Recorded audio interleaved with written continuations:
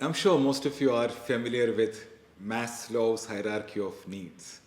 And the top one is self-actualization. And he coined this phrase called the self-actualizing individual. In today's Wisdom Shots, we're going to focus on one particular chapter from his very famous book, Motivation and Personality. And the chapter is called Abraham Maslow says, what one can be, one must be. I repeat, what one can be, one must be. I love this quote. He says, musicians must make music, artists must paint, poets must write. That's how they make peace with themselves. What human beings can be, they must be. People must be true to their own nature. And this need is called self-actualization. So it basically refers our desire for self-fulfillment, the need to become everything one is capable of becoming. And if you don't live up to our true potential, it's like starving our soul. And it leads to stress, depression, and we get involved in a lot of unhealthy lifestyle habits. We try to numb that pain of the soul. So according to Maslow, this need to actualize is not just a wish or a desire or a nice to have kind of a thing. It's a deep need. It's a need of the soul. Maslow said that in any given moment, we have two choices, two options. To step forward into growth or to step back into safety or comfort. +1 or -1. It's like this. We wake up in the morning, and if your first act, if it is to step forward, what do? We get up, do some exercise, meditation, positive morning rituals, all those are +1. If it is step back, -1, it's all about staying in the bed, checking your mobile, snooze button, all those things are -1.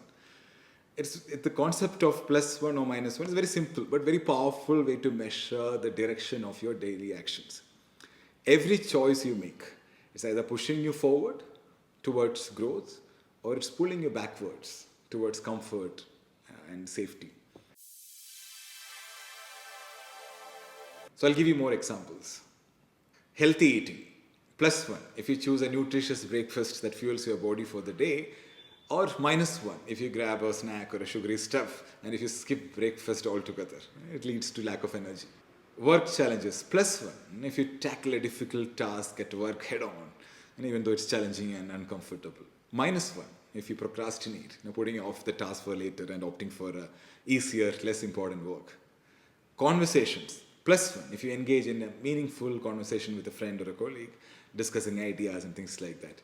-1 if you avoid a very important, necessary discussion, especially giving constructive feedback and things like that. Learning and growth, +1 if you spend time reading, learning, developing a new skill, learning something new. -1 if you mindlessly scroll through social media or watch any OTT stuff. You're losing your precious time without gaining anything of value. Each of these moments, it might seem very small, but they add up over the course of the day. So if you consistently choose actions that push you forward, +1s, it actually leads to a day filled with growth, progress, and a lot of positive energy. But if you keep stepping back, -1, it can drag you down, leaving you feeling stuck, frustrated, and unfulfilled. Deep down, our soul knows we are capable of much more.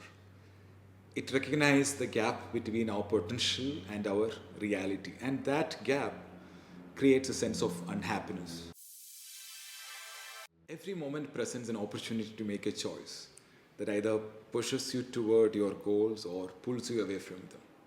So when you consistently choose to step forward, you accumulate that positive momentum. It's not about making big changes overnight. It's about consistently making those small positive choices that add up over time. The easiest way to live a life of bliss is to keep stepping forward, moment by moment, day by day.